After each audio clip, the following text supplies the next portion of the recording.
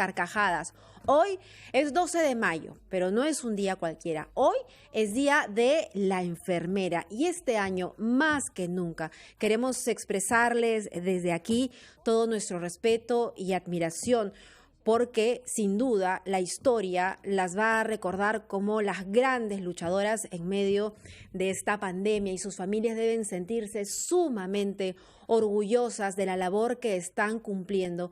Una labor, repito, histórica, en unas condiciones muy duras y muy difíciles, porque probablemente no solamente sea el hecho de que estén alejados de sus familias, sino que también vean su salud desmellada, pero ahí están, muy valientes. Así que de aquí, desde todo el grupo RPP, feliz día a todas las enfermeras de nuestro país. ¿Qué tenemos para el programa de hoy? Pues bien, vamos a hablar en unos minutos con el doctor Huerta sobre los signos pediátricos del coronavirus. Mucho se habla del adulto mayor, mucho se habla de aquellas personas que tienen preexistencias y por eso caen graves ante la COVID-19. Pero ¿qué pasa con los niños? Hay niños que también presentan ciertas sintomatologías. Y por supuesto, y muy importante, por favor, estén atentos, porque vamos a hablar más adelante con el viceministro de Promoción de Empleo y Capacitación Laboral, el Ministerio de Trabajo, para hablar sobre el bono independiente. Si soy trabajador independiente, ¿cómo puedo acceder a este beneficio? Atentos con eso. Siendo las 18, entonces le doy la bienvenida al doctor Elmer Huerta. Doctor, ¿cómo está? Mabel, buenos días a todos nuestros oyentes. También me uno a tu saludo a las enfermeras. Mabel, en mi carrera médica yo he aprendido a querer muchísimo y a respetar muchísimo a las enfermeras, Mabel. Realmente, y esto te lo digo como doctora, nosotros pasábamos visita, estábamos ahí un rato, obviamente decidíamos tratamientos y qué sé yo. Y de ahí, Mabel, pues nada. El cuidado directo del paciente quedaba en manos de las enfermeras, Mabel, que pasan horas seguiditas frente a los enfermos, junto a los enfermos, haciendo todo lo que ellos necesitan, brindándole todo el soporte que ellas tienen, Mabel. Entonces, mi saludo fraterno a todas las enfermeras y los enfermeros, sí, porque también hay enfermeros, muchísimos enfermeros, Mabel. Y permite también hacer un saludo especial, Mabel, a mi alma mater. Mi alma mater cumple hoy día 469 años de fundada. San Marcos. Es una universidad, San Marcos, claro. Exactamente. Fue fundada el 12 de mayo de 1551. Así es que mi alma mater, que me dio el honor más grande que puede dar una universidad a uno de sus alumnos, que es ser doctor honoris causa, muchísimas gracias por eso y feliz aniversario a todos los sanmarquinos y sanmarquinas. Yo también me uno a ese saludo, doctor. Y bueno, al tema que nos convoca esta mañana, doctor, porque como decía yo hace algunos instantes, mucho se habla del adulto mayor y de la comorbilidad, ¿no? Que si son pacientes obesos, entonces son más vulnerables, si son diabéticos o hipertensos, pero poco se ha hablado de los signos pediátricos del coronavirus, cómo afecta a los pequeños. Así es. Hay, mira, dos informaciones que quiero compartir con nuestros oyentes. Una es una que preocupa sobre todo a los pediatras y a los padres de familia, obviamente. Esta noticia, digamos, salió en Nueva York hace como 2 semanas y ha ido aumentando, digamos, en su cobertura. ¿Por qué? Porque se han ido descubriendo más casos de lo que inicialmente solo se había encontrado en Nueva York, Mabel. Son casos de niños pequeños, menores de 15 años, sobre todo chiquititos menos de 10 años, que empiezan a presentar náuseas, vómitos, diarreas, fiebre muy alta, letargia, o sea, están cansaditos, tiraditos en la cama, no quieren hacer nada, se les va el apetito, les salen ronchitas en el cuerpo, su boquita se pone roja, sus ojitos se ponen muy rojos, y es una enfermedad seria. Cuando los llevan al hospital, los doctores al principio, porque como te digo, esto apareció en Nueva York, no sabían qué era, hasta que alguien dijo, mira, esto se parece a una enfermedad que un doctor japonés describió hace muchos años, que se llama el síndrome del Kawasaki. Entonces, ahora a esta enfermedad se le relaciona con este Kawasaki, se le ha puesto un nombre propio, la enfermedad se llama el síndrome de inflamación pediátrica multisistémica. Inflamación porque todo el cuerpito del niño está inflamado, pediátrico porque aparecen niños y multisistémico, Mabel, porque ataca a varios sistemas. Mira, son 85 casos que se han dado en Estados Unidos ya, y en 9 estados lamentablemente han fallecido 3 niñitos de esto, uno ha fallecido también en Inglaterra y ya se están identificando casos en Europa. Mensaje para los padres de familia: si el niño se pone obviamente malito, con náuseas, vómito, diarrea, ronchitas o boca rojita, no duden por favor en llevarlo al hospital para que lo vea. Ese es para los padres de familia. Felizmente es poco frecuente, ¿ok? Y para los pediatras obviamente que tienen que estar atentos a que sus pacientes pediátricos puedan tener este problema. Ahora, la pregunta del millón, Mabel: ¿está esto relacionado al virus? No se sabe. No se sabe. Pero estos pacientitos, ¿se les hizo prueba para la COVID-19? Sí, y no tienen el COVID. No tienen el COVID. Entonces, allí está la cosa. ¿Será de que es una reacción al COVID o que cuando los llevaron ya no tenían la prueba? O sea, hasta ahora son reportes periodísticos lo que tenemos. En alguno de esos reportes dice que han sido negativos para el COVID, así que estamos esperando que salga un reporte científico ya formal en el cual comuniquen. Probablemente va a salir en las próximas 2 semanas. Los Centros para el Control y Prevención de Enfermedades aquí, ellos hacen eso, se llaman notificaciones tempranas de este tipo de casos, así que vamos a esperar un poco más. Pero ellos dicen, si en un momento, en una ciudad en la que casi todos están enfermándose de COVID, y aparece esto en los niños, pues eso se llama una asociación. Importante, doctor, pero no debemos alarmarnos entonces, porque, repito, como usted dice, no está relacionado, aún no se han hecho las pruebas, los estudios necesarios para relacionarlos directamente con el nuevo coronavirus. Exacto, no es para alarma, pero sí, como todo lo relacionado a esta enfermedad, para estar de alerta, ¿verdad? Para que los padres de familia no tomen a la ligera, que el niñito se ponga medio malito y diga, ya le va a pasar, y que el pediatra obviamente esté también a la alerta de que los niños puedan estar presentando este síndrome parecido al Kawasaki. Entonces, esa es una noticia. La otra es buena, la otra sale publicada, te digo exactamente, salió el 11 de mayo, o sea, ayer. Ajá. Esta noticia salió publicada ayer en una revista de la Asociación Médica de Norteamérica en pediatría, y han hecho análisis de todos los casos de niños que han sido internados en la UCIS en Estados Unidos, Mabel. ¿Lo podemos comentar? Sí, lo podemos comentar en extenso tras la pausa, doctor, porque son las 10:14. Antes de eso, mencionar que...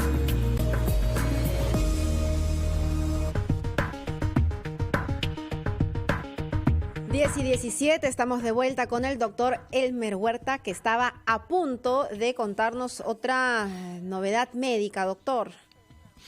Así es, también referente a niños, Mabel.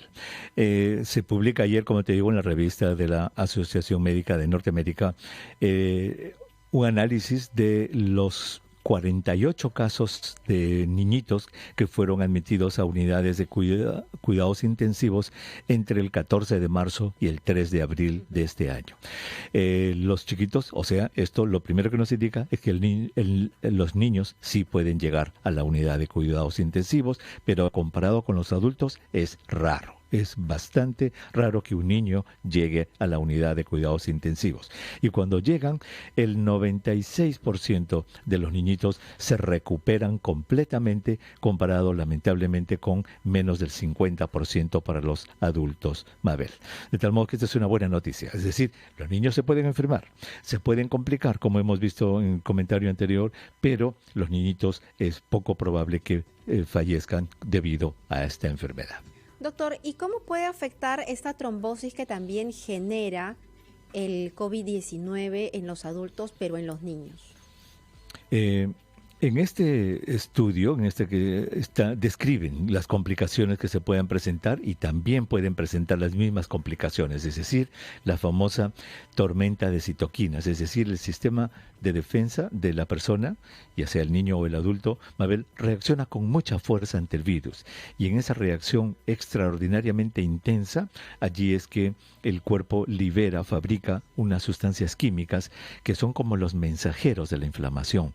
Son sustancias que avisan al sistema de defensa que está siendo atacado. Entonces, al producir muchas de estas citoquinas, de estos mensajeros, esto inflama el pulmón y entonces el sistema de defensa del niño y del adulto reacciona con tanta fuerza que en su afán de destruir al virus, Mabel, también destruye el pulmón y se produce un estado de inflamación tan severo que allí es donde se forman los coágulos.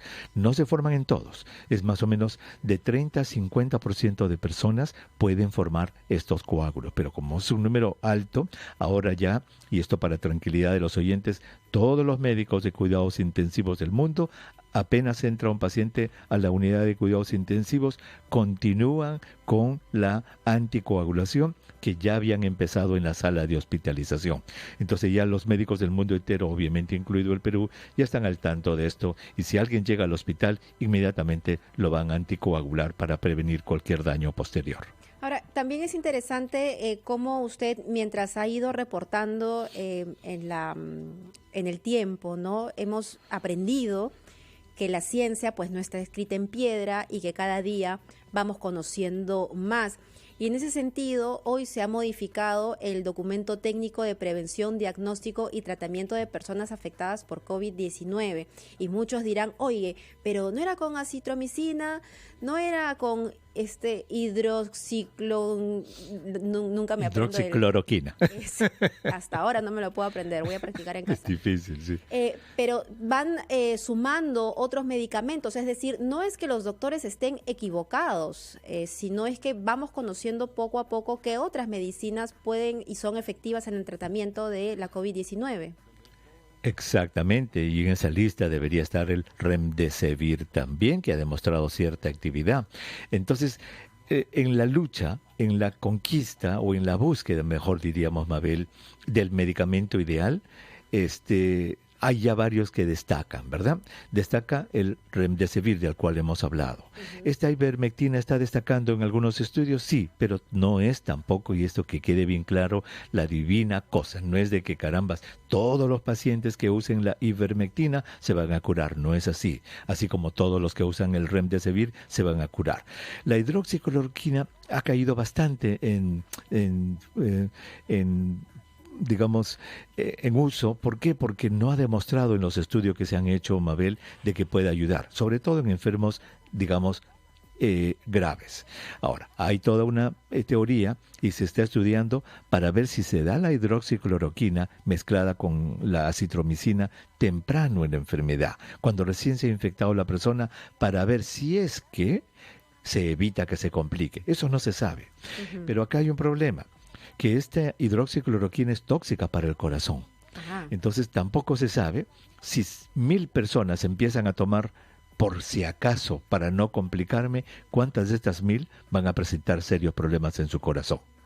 ¿A qué precio? Por eso es que es primero necesario que pase por una evaluación del doctor y no automedicarse. Y ya el doctor le hará pues una serie de preguntas respecto a su estado coronario, ¿no? Y no solo eso, sino que sería ideal que si le van a dar, ese paciente esté en un estudio. Y yo creo que en Perú estamos en capacidad, los investigadores están en capacidad de llevar nota completa de a quienes les están dando la hidroxicloroquina con la citromicina, para así saber de aquí a 3 meses, 6 meses, si le dimos a 10,000 peruanos y peruanas esta medicación, cuántos se complicaron, qué efectos secundarios tuvieron, si es que se logró o no se logró que no lleguen a la unidad de cuidados intensivos. Así se diseñan los estudios y ojalá que alguien en el Perú lo esté haciendo. No tenemos conocimiento que alguien lo esté haciendo, Mabel. Doctor, y en el mundo, en China, por ejemplo, donde inició esta pandemia, ¿se guarda registro de de cómo se mantiene el estado de salud de aquellas personas que se recuperaron de la COVID-19? Sabemos ya si es que se habla mucho de que los pulmones no quedan igual, que para respirar todavía se les es muy complicado. ¿Qué es lo que dicen los estudios de los pacientes que salieron de alta? Mabel, qué buena tu pregunta. ¿Sabe por qué? Porque eso nos lleva a analizar lo que se llama registro de datos. Registro de datos. ¿Te acuerdas de ese viejo dicho que dice, quien tiene los datos es el que realmente domina el mundo. Porque si tú tienes datos, con esos datos y analizas esos datos, Mabel, tú puedes responder a la pregunta como que me estás haciendo, quién se complica, quién no se complica, son más hombres, son menos mujeres, cuántas... O sea, todos esos datos se pueden averiguar siempre y cuando tú los registres. Muy bien. Dicho eso, en muchos países del mundo, obviamente, cuanto más, digamos, están avanzados en lo que es esto, el registro de datos a través de historias clínicas electrónicas, a través de regulaciones en los hospitales, que cada dato debe ser tabulado y guardado. Allí es entonces donde vamos a tener que los pacientes, sí, Mabel, para contestar a tu pregunta, van a estar registrados y se va a saber exactamente cuántos pacientes entraron por día, por semana, por mes, cuántos fueron hombres, cuántos fueron mujeres, cuántos fueron niños, cuántos necesitaron hospitalización, qué medicina recibieron, cómo reaccionaron a la medicina, cuando el doctor lo vio en la consulta externa, presentaron alergias o no. Todo eso queda tabulado. Y cuando ya todo ha quedado tabulado, registrado, Mabel, los investigadores van y dicen, a ver, revisemos, como esto que te estoy describiendo, ¿eh? Esto que te he descrito, 48 casos de niños en unidades de cuidados intensivos, todo eso ha quedado tabulado, Mabel. Entonces, para estos investigadores es facilísimo ir allí, recuperar esos datos y analizarlos. Pero si tú tienes un sistema, Mabel, en el que todavía escribes a papel, en una historia, con lapiceros que se borran de repente, con letras ilegibles que nadie entiende. ¿De dónde vas a obtener datos, Mabel? Difícil. Ese es el punto. Pero es necesario hacerle seguimiento a aquellos pacientes que se salvaron de un respirador artificial, que sobrevivieron al punto más crítico de la COVID-19, para ver cómo va desarrollándose su estado de salud. ¿Podría tener una especie de daño permanente? No hay absolutamente ninguna duda que es esencial hacer ese seguimiento. Lo que estoy tratando de llamar la atención de los oyentes de ti es de que si el sistema de salud no está preparado para registrar esos datos, perdiste todo, pues. Entonces sí, en China, en Estados Unidos, en Europa, todo esto está súper registrado, y estoy seguro que en Europa, en algunas clínicas que son modernas, en algunos hospitales que son modernos, todo esto está registrado. Pero ¿será igual en otras partes? Por ejemplo, los casos de COVID en Lambayeque estarán bien registrados, en Piura estarán bien registrados, en Iquitos tendremos de aquí a un mes material suficiente, datos suficientes, Mabel, para responder a las preguntas que tú me haces. ¿Cómo están los pacientes de Iquitos? ¿Cuántos se infectaron? Todo eso depende, esa colección de datos, de cuán desarrollado está el sistema de registro de datos, y lamentablemente no todos están desarrollados. Me temo que no, doctor, y lo vemos ha pasado, yo sé, en casi todos los países, en la contabilidad de las personas fallecidas, pero hoy, por ejemplo, lo que publica El Comercio es clamoroso, porque el director regional de salud de Loreto indica que hay 761 fallecidos por COVID-19 en el hospital regional y en centros hospitalarios de Canatari, Sombrero de Paja y de Salud. 761, ¿ah? ¿Lo dice quién? El director regional de salud de Loreto. Y cuando vamos a la sala situacional, vemos 78 fallecidos. Estamos hablando de una cantidad 10 veces más. Enorme, una diferencia enorme. Y yo imagino que en un futuro cercano estas cifras se van a ir sincerando para poder conocer cuál es la realidad de lo que está pasando realmente en nuestro país. Absolutamente, deben sincerarse, todas estas cifras deben estar bien registradas, deben estar bien clasificadas, Mabel, y no quiero justificar, obviamente, lo que has leído es terrible, 10 veces de diferencia entre uno y otro dato es terrible, pero por ejemplo en Nueva York surgió hace una semana un lío igual. El número de muertos que se había dado oficialmente por el gobernador y en sus conferencias resultó que era, creo, un poco más de la mitad de lo que se tenía, porque alguien, entre comillas, se había olvidado de poner todos los muertos en las casas de asilos de ancianos. Simplemente no lo pusieron. Igual sucedió en Madrid. Entonces, Esto es importante. Yo creo que de la sociedad civil, las organizaciones deben estar vigilantes a cómo se dan los datos, cómo es que se ponen los datos, con cuánta transparencia se ponen esos datos.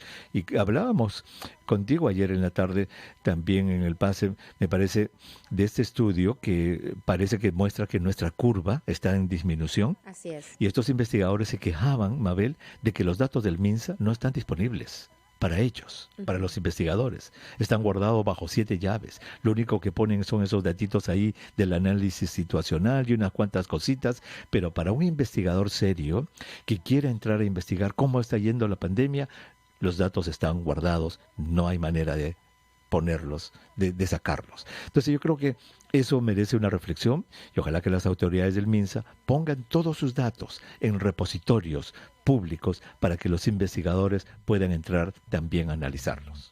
Muy bien, doctor, muchísimas gracias. Y yo creo que esto nos tiene que dar una lección de cuánta seriedad en la inversión le tenemos que dar a esta sistematización de datos. Exacto. No solamente en asuntos de salud, sino ya vemos cómo no se puede repartir el bono a todas las personas que lo necesitan, porque tampoco hay una base de datos que nos diga quién es quién en este país. Y la gente no tiene cuentas bancarias, Mabel. ¿A dónde le vas a mandar un cheque si no tiene una cuenta bancaria? Y para ir al otro lado que es de la policía, ¿cuántas comisarías todavía estarán funcionando con máquinas de escribir, Mabel? Tantas lecciones, doctor, que espero hayan quedado aprendidas por quienes realmente tienen que quedar aprendidas, que son las personas que toman las decisiones en este país. Correcto. Por eso que este COVID nos está desnudando como país. Nos está sacando la ropa interior como país y nos está haciendo ver nuestras intimidades que son de un país realmente que necesita un desarrollo muy, muy grande. Mabel, Perú no solamente es Lima y sus alrededores. Así es, doctor. Un abrazo muy grande. Ya nos vemos más tarde. Hasta luego. Nos vemos. Hasta la tarde. Chao, Mabel. Hasta la tarde. 10:31. Pausa y volvemos.